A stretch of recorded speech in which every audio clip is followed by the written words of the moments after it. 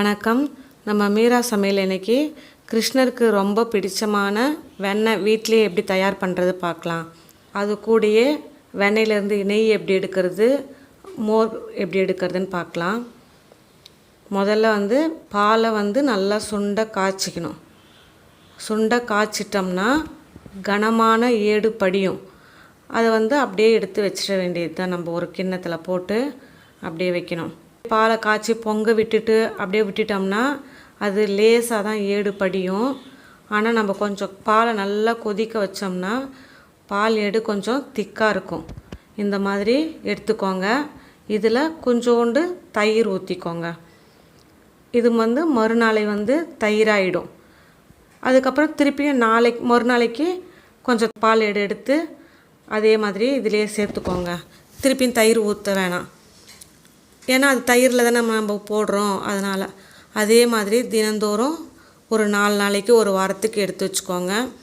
இந்த மாதிரி ஆகிடும். இதை நான் ஒரு பாட்டிலில் போட்டு வைக்கிறேன். பாட்டிலில் போட்டு ஃப்ரிட்ஜில் வச்சுருங்க. இது ஃபுல்லாக பால் ஏடு தான் இருக்குது. நாங்கள் கொஞ்சம் கூட இதில் பால் ஊற்றலை, வெறும் பால் ஏடு மட்டும்தான். அதனால் ஃப்ரிட்ஜில் வச்ச உடனே எப்படி கட்டி ஆயிடுச்சு பாருங்கள். பால் ஏடு தயிராக மாறிடுச்சு. நம்ம கடையில் வாங்குறத விட வீட்டில் சுத்தமாக தயார் பண்ணலாம். கொஞ்சோண்டு தான் தயிர் ஊற்றணும். அதுக்கு இந்த மாதிரி கட்டி ஆயிடுச்சு. நீங்கள் வேணாலும் கொஞ்சம் அதோட பால் சேர்த்திங்கன்னா கொஞ்சம் தளர்வாக இருக்கும். இதை நல்லா குலுக்கிக்கோங்க. கொஞ்சம் குலுக்கிறதுக்கு முதல்ல இப்போ கஷ்டமாக இருக்கும், அதுக்கப்புறம் பார்த்தா ஈஸியாகிடும். பாருங்கள், முதல்ல எப்படி இருந்தது, இப்போ எப்படி இருக்குது அப்படின்னு சொல்லிட்டு. இப்போ பாதி தான் குலுக்கிருக்கு. அதனால் பாதி தயிராகவும் பாதி வெண்ணெயாகவும் இருக்குது. அதனால் இன்னும் கொஞ்சம் நேரம் குலுக்கலாம். நம்ம குலுக்கும் போதே உங்களுக்கு வித்தியாசம் நல்லா தெரியும்.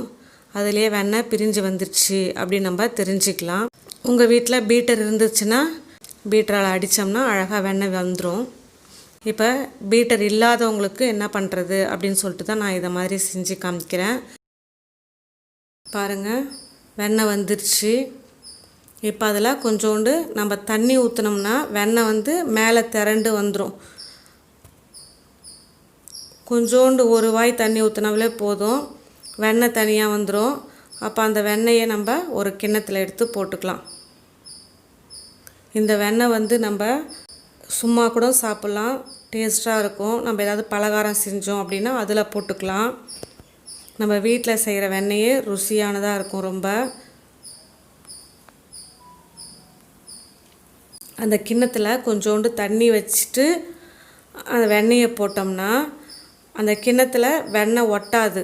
அப்படியே வெறும் தண்ணி தனியாக இருக்கும், வெண்ணெய் தனியாக இருக்கும். அந்த கிண்ணத்தில் வெண்ணெய் கொஞ்சம் கூட இருக்கவே இருக்காது. அதனால தான் தண்ணி ஊற்றிட்டு கொஞ்சோண்டு தண்ணி ஊற்றினா போதும். அதில் அந்த வெண்ணெயை போடுறோம். இப்போ இந்த வெண்ணெய் நம்ம வீட்லேயே எடுத்தது. அதனால் சும்மா வாசனை கமக்கும், உடம்புக்கும் நல்லது, சுகாதாரமாக நம்ம செஞ்சோம். இந்த வெண்ணெய் நம்ம பல விதத்தில் நம்ம யூஸ் பண்ணிக்கலாம். இப்போது வயிறு வலியாக இருக்குது, ரொம்ப ஹீட் ஆகிடுச்சு அப்படின்னா இந்த வெண்ணெயை நம்ம கொஞ்சம் சாப்பிட்டோம்னா அது சரியாயிடும். அதுக்கப்புறம் ப்ரெட்டில் பட்டர் ஜாம் போட்டு நம்ம சாப்பிட்டுடலாம். இல்லை தோசை ஊற்றும்போது தொட்டுக்கலாம். அந்த மாதிரி நம்ம பல விதத்தில் சாப்பிட்லாம். சும்மாவே கூட சாப்பிட்லாம். செம்ம டேஸ்ட்டாக இருக்கும். பாருங்கள் எவ்வளோ நைஸாக இருக்குதுன்னு பாருங்கள், சாஃப்டாக இருக்கும். இதை நம்ம இப்போயே யூஸ் பண்ணல நாங்கள், அதனால் வேறு ஒரு பாத்திரத்தில் எடுத்து வச்சிடுறோம். இந்த பாத்திரத்தில் அப்படியே போட்டு நம்ம ஃப்ரீசரில் வச்சிட வேண்டியது தான். அது 10 நாள் 15 நாள் மாதம் கூட அப்படியே இருக்கும். ஃப்ரீசரில் வைக்கிறதால ஒன்றுமே ஆகாது. நம்ம தேவைப்படுறப்ப நம்ம எடுத்துக்கலாம். பாருங்கள், ஒரு பாத்திரத்தில் மாற்றிட்டோம். அதை இப்போ மூடி வச்சு நம்ம ஃப்ரீசரில் வச்சிட போகிறோம். ஒரு 4 நாள் கழித்து எடுத்து பார்த்திங்கன்னா இந்த மாதிரி கட்டியாக இருக்கும். ஒரு கரண்டியோ இல்லை கத்தியோ எடுத்து அப்படியே சுற்றி சொரண்டிங்கன்னா இந்த மாதிரி அப்படியே விழுந்துடும். இது ஃபுல்லாக பால் ஏடுன்றதால நிறைய வெண்ணெய் வந்துடுச்சு.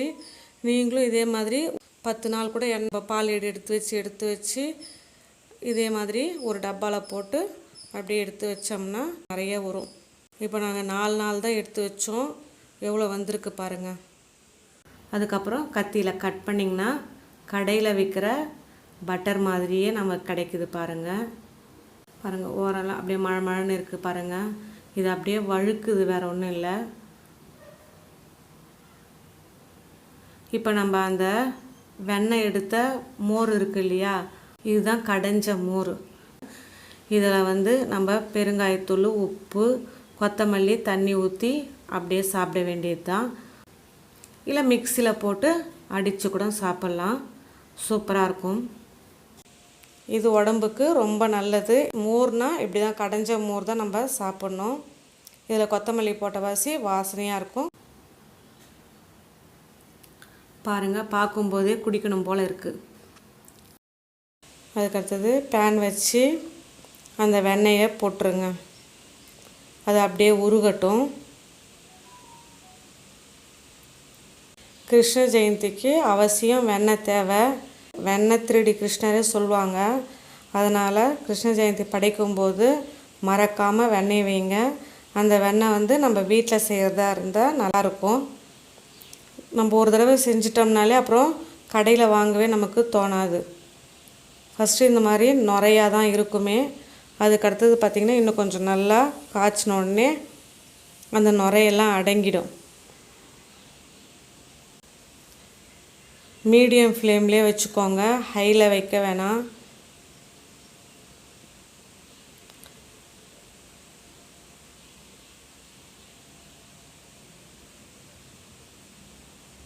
சத்தம் அடங்கிடும், இந்த நுரையும் அடங்கிடும். வாசனை அப்படியே தெருமுனை வரலும் வாசனை வரும். அந்த அளவு வாசனையாக இருக்கும். கொஞ்சம் காய்ச்சின உடனே அந்த நுரை அடங்கினே வருது பாருங்கள். அடங்கின உடனே இந்த நேரத்தில் நீங்கள் கொஞ்சோண்டு ஒரு உப்புக்கல் போட்டிங்கன்னா கெடாமல் இருக்கும் நெய் அப்படின்னு சொல்லுவாங்க. அதுக்காக தான் போடுறது. அப்புறம் வாசனையாக இருக்கிறதுக்காக முருங்கை இலை கொஞ்சம் போடலாம். இந்த முருங்கை இலையை எடுத்து சாப்பிட்டோம்னா நம்மளுக்கு நோய் எதிர்ப்பு சக்தி அதிகமாக கிடைக்கும். அதனால தான் இந்த நெய்யில் முருங்கை இலையை போட்டு சாப்பிட்றது. இப்போ எடுக்கும்போது பார்த்திங்கன்னா அந்த முருங்கை இலை வளவலனா தான் இருக்கும். கொஞ்சம் ஆறிடுச்சு அப்படின்னா நல்லா கிறிஸ்பியாகிடும், நல்லா முறுமுறுன்னு இருக்கும். பசங்க விரும்பி சாப்பிடுவாங்க. அதனால் சும்மாவே கூட நம்ம நெய் காய்ச்சும் போதெல்லாம் அந்த முருங்கைக்கீரையை போட்டு கொடுத்தோம்னா பசங்க விரும்பி சாப்பிடுவாங்க. இதை அப்படியே வடிகட்டிட வேண்டியது தான். வடிகட்டினா பாருங்கள் வண்டல் நிற்கிது பாருங்கள். எப்பயுமே வெண்ணெயை காய்ச்சும் போது கண்டிப்பாக வண்டல் வரும். இந்த வண்டலை கூட நம்ம சாப்பிட்டுடலாம். இது எப்படி சாப்பிட்லான்னு பாருங்கள். இது பெரிய வடிகட்டின கொஞ்சம் அடியில் வண்டல் நின்றுடுச்சு. அதனால் டீ வடிகட்டியில் வடிகட்டிக்கிறோம். சுத்தமான நெய் இறங்கிடுச்சு பாருங்கள்.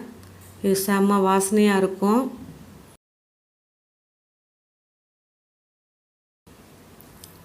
அதுக்கடுத்தது அந்த வெண்ணெய் காய்ச்சின வண்டல் இருக்குது இல்லையா, அதில் கொஞ்சம் கேவுரு மாவும் கொஞ்சம் வெல்லமும் கலந்து சாப்பிட்டோம்னா செம்ம டேஸ்ட்டாக இருக்கும். குழந்தைங்களுக்கு கொடுத்தீங்கன்னா அவங்க விரும்பி சாப்பிடுவாங்க. இது ரொம்ப சத்தாக இருக்கும். கேவுரு மாவு இரும்பு சத்து இல்லையா, அதனால் இது ஒரு வித்தியாசமான டேஸ்ட்டாக இருக்கும். பிள்ளைங்களுக்கு கொடுத்து பாருங்கள். இந்த வீடியோவில் நம்ம வெண்ணெய் எப்படி பண்ணுறதுன்னு பார்த்தோம். வெண்ணெயிலேருந்து எப்படி நெய் எடுக்கிறதுன்னு பார்த்தோம். கடைஞ்ச மோர்னால் என்னன்னு பார்த்தோம். அதுக்கப்புறமா கேவுரு மாவு ஸ்வீட் எப்படின்னு பார்த்தோம்.